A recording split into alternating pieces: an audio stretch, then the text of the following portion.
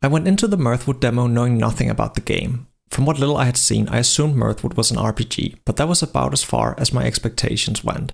My assumptions turned out to be correct, but what I found was more than just an RPG. I have since seen comparisons to Bethesda's RPGs, such as the Elder Scrolls, but I don't think that's an entirely accurate comparison. While Mirthwood certainly grants you a large amount of freedom in how you approach the game, and the game offers a seemingly pretty deep interaction system with the game's NPCs, the core gameplay loop is quite different than a game like Skyrim, and that's not a bad thing. So what is Mirthwood then? Mirthwood is the first game from Bad Rich Gaming, and it is published by V Publishing. It is expected to release in September, and while the price is not known, I would guess that it'll land in the $30 to $40 range. I would not expect any microtransactions, but I have not seen any official word on this topic yet. Mirthwood is a top-down RPG, similar to games like Diablo or old-school CRPGs, but with the art style of a gorgeous children's book. It features both a morality and a renown system. In the demo, I was however not able to experience the effect of either to any real extent. Furthermore, Mirthwood draws heavily on games like Stardew Valley, both for its progression and for its general gameplay loop. Very early on in the demo, I was given access to my own very rundown farm that included all the things that you would expect. I was able to chop wood, mine stone or ore, or plant my own crops. All of which, while certainly not mandatory for playing Mirthwood, are highly relevant as they all offer resources you can use for building fences, upgrading your house, building sheds for animals, crafting stations, new armor or weapons, or produce to sell or consume. Mirthwood also features light survival mechanics such as health, energy and hunger. They are all relatively easily managed, but require that you both eat and sleep regularly. Mirthwood is designed so that you can choose your own playstyle. You can be an adventurer, a knight, a thief, or a simple farmer. It's all up to you, really. If I was to guess, however, Mirthwood will be at its best when you actively engage in all of its systems instead of just focusing on one. So let's talk about the systems. Mirthwood starts you out with creating your own character. The character creator is simple but serves its purpose. During character creation, you also select your origin, your class, and your profession. These selections give you a few starting traits that influence things such as farming and social skills. The combat was in my opinion the least impressive aspect of the demo, and I don't have high hopes that it will be much better at full release. In the demo, I only experienced sword combat, which is very simple. You can attack, parry, dodge backwards, and roll forwards. While combat is passable, your actions unfortunately feel quite sluggish and unresponsive, with little weight to them. The game would probably benefit from some slight touch-ups on this front, or maybe the addition of animation cancelling windows to make it feel more responsive. In the game's defense, combat is not the focal point of the game, and it's not something that I expect will significantly hinder my enjoyment of the game at full release, but it is something to be aware of. Like the combat, character progression in Mirthwood is relatively simple. The stats in Mirthwood boils down to defense on armor and attack power on weapons. Doing various activities such as combat will level up that skill, slightly increasing your proficiency in the skill. Furthermore, increasing your skills grant you cards that you can equip. These cards give you bonuses such as cooked food is now more effective, or you get better prices for your items.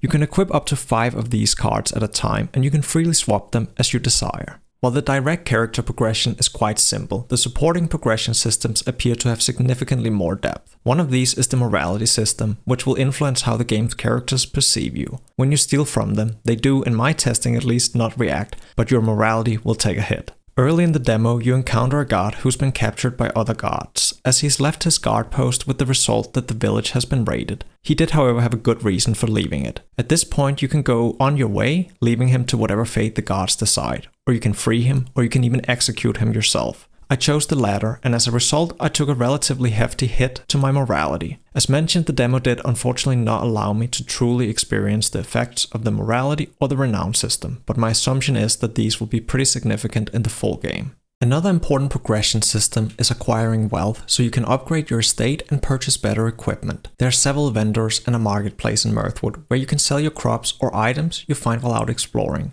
Where it gets interesting is at the marketplace. At the marketplace there will be 3 types of goods in demand and 3 in supply. The items in demand will sell at higher rates than normal, and the items in supply will sell at lower rates. I think this is an interesting concept to add to a Stardew Valley inspired game, as it will make the game's economy much more dynamic by nudging you to acquire the things in demand and possibly by stocking up on items in supply. At the marketplace you can also see the current tax rate of the town, which is likely influenced by the town's economy as a whole. More interestingly, it also shows 3 trade routes, one of which is connected in the demo. Caravans on these trade routes depart every few days and can be upgraded with various upgrades, such as storage capacity, speed, and guards for protection. Different towns can requisition various goods that can be delivered through the caravans and offer various rewards in return for fulfilling these requisitions. Lastly, you can also find the NPC's request ledger. Giving the NPCs what they request will reward you with friendship and romance points, which brings us to our next point, the game's social system.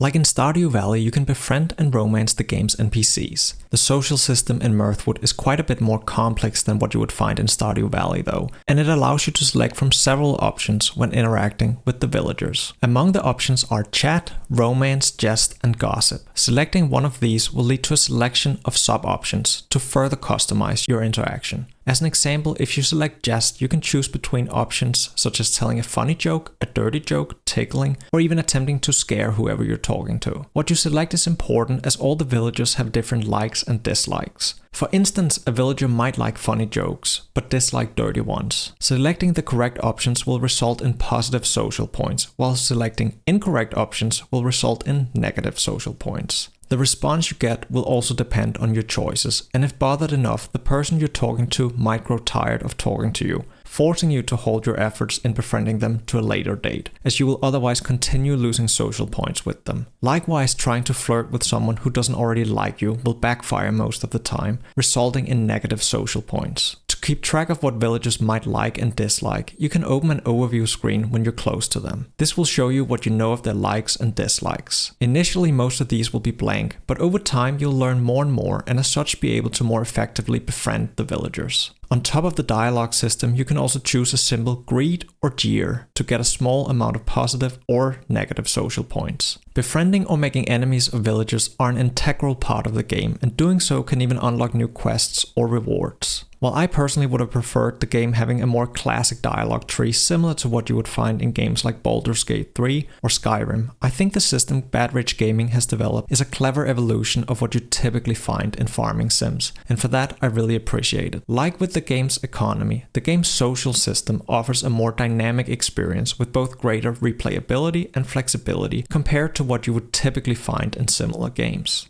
While unable to participate in any during the demo, it is clear that the full game, once again like Stardew Valley, will come with several seasonal festivals and even jousting. During your explorations in the open world, you may also encounter puzzles that offer you rewards. During my time with the demo, I only encountered one puzzle, which was quite simple. All I had to do was find 3 nearby stones and hit them with my sword. As a reward, I received a skill card that I could then equip. The world of Mirthwood is generally dark and pretty unforgiving. It is the Middle Ages after all. Throughout your playthrough, villagers might die, and while you will sometimes be in a position where you can save them, that will not always be a possibility. Should they die, a new villager will eventually come to take their place. Several of the quests I encountered throughout the demo touched on themes such as death, despair, and disease. Most of the story is delivered through books, letters, and notes that you find, along with environmental storytelling. This means that following the story of quests typically involves a fair bit of reading. This is by no means necessary to complete the quest, but you will miss out on the story if you don't read these. As for the objectives of the quests, they were generally relatively simple and ranged from the typical fetch quest to finding an abandoned tower and killing the bandit who had set up camp in the area. When entering the town's graveyard for the first time, I was informed that there were rumors in town of someone or something lurking around the outskirts of town, and that a town guard had disappeared recently. I found this setup quite compelling and was looking forward to investigating these rumors. Unfortunately, the quest was locked for the demo, so I will have to wait until the game releases to learn more. Overall, I quite enjoyed what was on offer in terms of quests, as they had a good mix of story, gathering, and exploration.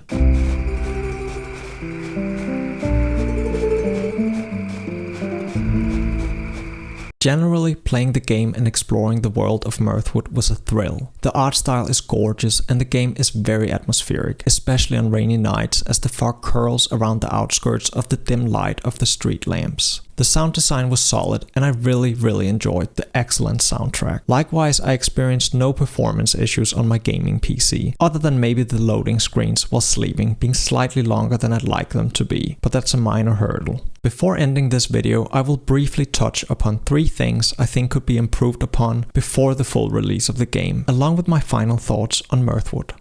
I would love to see a reduction of the loading screens. While certainly not a deal breaker, they're just long enough that I find them jarring. I also hope to see a better tutorial for the social systems of Mirthwood at full release, as I did not find the system very intuitive initially, and I think a system as integral to the gameplay experience as this deserves a better introduction. Lastly, as I mentioned, I think the weakest part of Mirthwood is the combat. It doesn't necessarily need to have more depth, but I think it would benefit greatly from a tuning pass, making it feel more smooth and responsive before release. So what are my final thoughts on Mirthwood? Well, I think Mirthwood is a game that's worth keeping an eye on, especially if you like farming sims like Stardew Valley or you enjoy RPGs. If you happen to enjoy both RPGs and games like Stardew Valley, I think Mirthwood is a match made in heaven. If fast, fun and fluid combat is important for you to stay engaged with the video game and you crave an advanced character progression with deep skill trees and an interesting itemization, I unfortunately don't think Mirthwood is the game for you. Personally, I really like the art style of Mirthwood, and I really enjoy the atmosphere too. If you're interested in Mirthwood, you can wishlist the game over on Steam right now. Thank you so much for watching, have a nice day.